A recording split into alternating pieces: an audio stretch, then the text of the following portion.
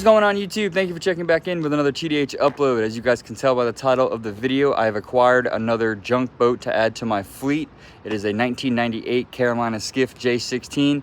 The boat is in rough shape. I don't know if it's going to be something that I hold on to for a while. I don't really want to dump a ton of money into it, but if I can get it to be a nice little, you know, essentially just a larger version of my John boat, something that I can take a few friends out on and not have to worry about, you know, bumping into stuff or, you know, running over logs and just silly stuff. Just be able to go out and kind of use and abuse it and not feel guilty while my formula is still on the back burner.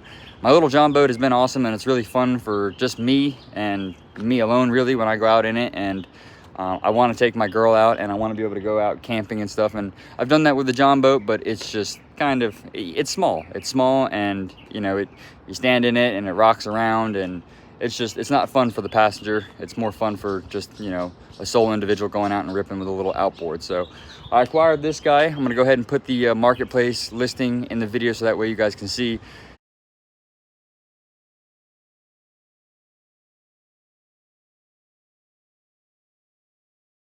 The boat is rough, and it's filled up with all kinds of nastiness and debris and junk, and you can see all that stuff in there. And I have been holding off on cleaning it because I wanted to film this video, and I finally had some time to do so. I've been real busy with work, and yeah, so let's just walk around this thing real quick. I'll show you guys, and then we can get to cleaning it, and I don't know, see what we're gonna end up doing with it. So we'll walk around the boat real quick. I'll show you guys just how rough she actually is.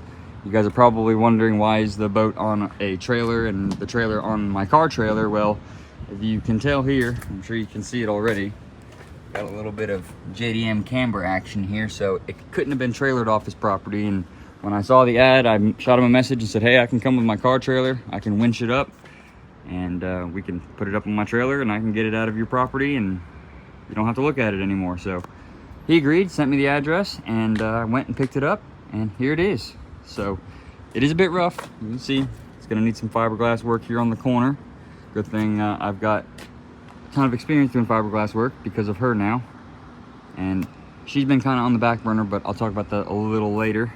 And let's see, they've drilled through the side of the hole right here for this seat that they added on, and then they've got this massive rope here. So they drilled all of these holes, and then you can see everything just kind of thrown in here, leaves and sticks and ropes, and it definitely is a rough unit. So if I can get out, use and abuse it, and not feel bad about it, then it'll, you know, suit my needs.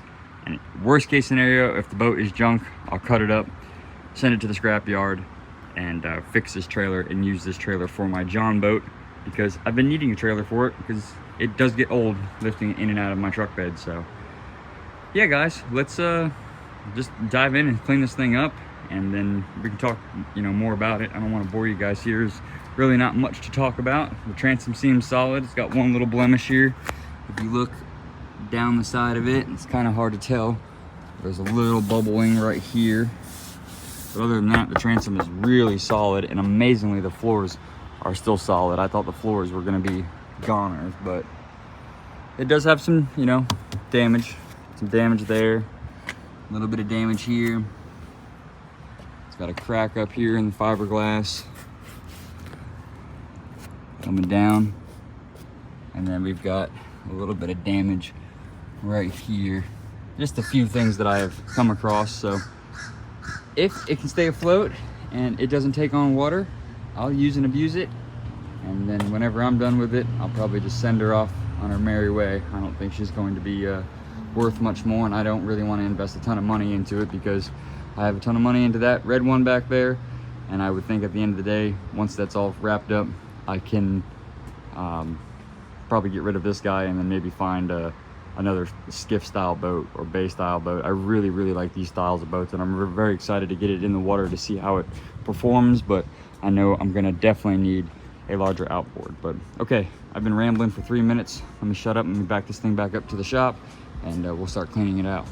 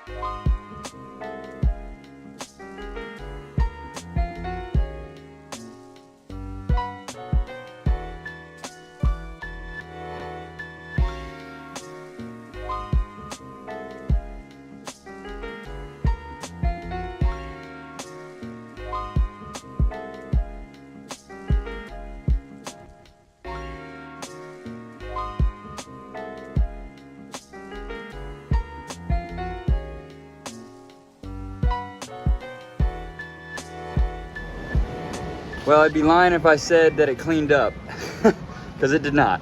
It still looks pretty freaking hideous. It looks better up here without that rope and all of the lines that were tied to it. Obviously it looks better without pine straw and pine cones and stuff, but yeah, it's disgusting in here. So before I go sinking money into it, what I'm gonna do, as you guys can see, I've got the axle ripped out of it right now. These leaf springs are gonna need to be replaced on this trailer. So that, either way, I'm keeping the trailer, so I need to replace the leaf springs. I pulled the axle out. I broke out the old MIG welder. I gave this guy a couple whacks with the big hammer here and got it straight. And so now I'm just about to take some angle, slap it on here, give this a nice weld, and then weld to some good material over here, because this seems to be still strong. It was just where it rusted here and then caused the weld to fail, and then the bearing started to sag. I'm gonna need a new axle in general. You know, this is not really safe for long road trips and stuff. And if I, you know, end up getting rid of the Carolina Skiff and putting the John boat on the trailer, I still want to be able to transport it, you know, decent lengths. So either way, that's the game plan. I'm gonna go ahead and get this axle welded up, and then we'll slap her back in there. And then I'll try unloading it. It's gonna be interesting unloading it by myself, but we'll give it a try.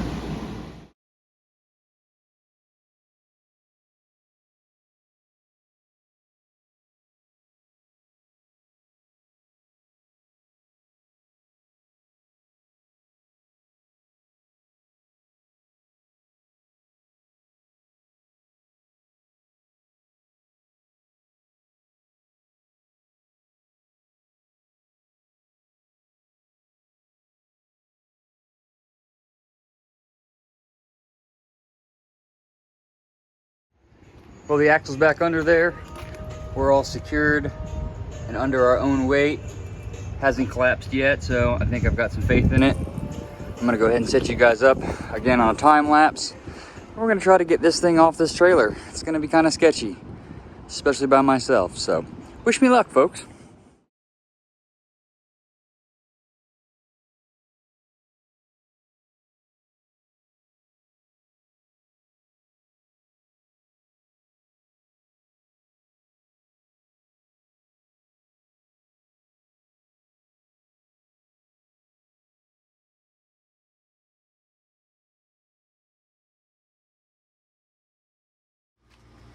Well guys, that was a lot smoother and a lot easier than I thought it was gonna be. I was a bit worried that it may have, like, I don't know, get away from me, or I don't know. I don't know why I was so worried, but using that big square tubing piece just to lift up the tongue on the trailer and just slowly let the winch out, let it work its way down. And once the tires made it to the ground, I was able to lift the actual trailer up and walk it back into its spot here. So surprisingly, it was pretty easy.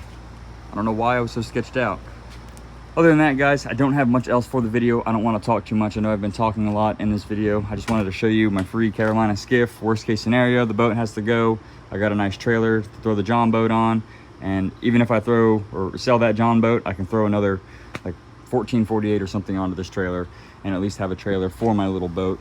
Because I really do want to hold on to some sort of skiff like this. I really like these styles of boats, and I really like that they draft almost little to no, you know, water.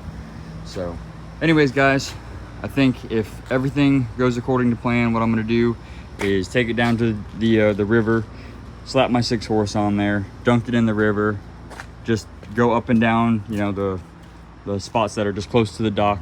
Do nothing crazy with it, just make sure that it floats, you know, doesn't take on any water, and that way I can pull it back out of the water, do another inspection, and just, you know, get an overall idea of how this thing responds in the water, and if the hull is even worth saving. If it does check out, and I do like it, I think what I'll do is just get some 80 grit, throw it on the DA, and just go to town and knock up all of this paint drops and driplets and, you know, all the just nasty stuff that's in here, whatever's in the center of the boat that the pressure washer didn't get out. Do what I can to kind of sand all this stuff up, and then maybe buy some cheap white bilge coat paint and just paint it all, call it a day. I think with some fresh paint on this thing, and then I don't know if I'm going to repair all these holes, but I know I'll repair this one if I do decide to keep it. There's just a lot of things that are up in the air with it. I do like the hull itself. I just don't know if it's going to be worth putting time and money into it. So anyways, guys, we're getting a little lengthy. Let me go ahead and wrap this video up. I do have one more thing to show you. You guys saw me fix up my 6-horse, but I don't think I've talked about my 9.9 that I got here recently. I picked this up pretty cheap because it's got a bad mount. You guys can see the whole power head, or actually just the whole assembly, actually rocks back and forth. I don't know how these mounts are going to be down here, but the mount that's up inside of this unit right here is totally gone. So I'm going to have to drop the lower and then drop the exhaust housing and the gear case to get access to that, and most likely lift the power head so that way I can replace that mount. I cheeched a little bit of 2-stroke gas in there, and I got it to cough a couple times. I threw it in the water and hooked some fuel up to it, but I couldn't get it to fire off in the water or in my dunk tank. So I don't know, she's up in the air, but it is a little 9.9 tiller, and it'd be a lot more power than my 6. So if everything does check out, I'll throw the 9.9 on the back of that. It's kind of a heavy boat for a 9.9, but it'll at least get it moving around in the water. My goal was, or my plan was, to put it on the back of a 10-foot and do some flotation pods with a jack plate, but now I'm on the fence again. I don't know if I want to sink the money into this. If that hole ends up being crap, I can sell this, get rid of that hole, buy a 14-footer, throw some float pods and a jack plate on it, throw the 9.9 or 15 on there, and have some fun with it. But at the end of the day, I would really like something this size, something that's still tiller handled power, something that's very, very simple and easy to get in and out of the water with. Just throw maybe, you know, my bow lights on there, some stern lights on there, a little bilge pump, and maybe possibly a radio and a battery, and I think we'd be set. This and a bimini top. This would be perfect for what I want to do in the summer season and into what we call fall down here in Florida. You know, it really doesn't get, you know, cooled off until like October. So I would get some use out of this if I can save it. But all right, guys, I'll keep rambling. I appreciate you watching. Be on the lookout for upcoming videos with this guy, and I guess I'll do a formula update. I'm kind of just setting money aside for the foam, because that's going to be probably $500–600 just in foam, and then I've got to service the outdrive, and then we can hopefully glass the rest of that stuff in there, paint it, build a fuel tank, drop the motor end, and I don't know, hopefully. I really want to use it this summer, but I don't know, it's up in the air. I don't want to blow through money fast with my small business and with the way the economy's going. So anyways, guys, that is that. I'll keep you guys in the loop. I appreciate you watching. I hope you guys have a good Memorial Day weekend. I will see you guys in the next one. Later.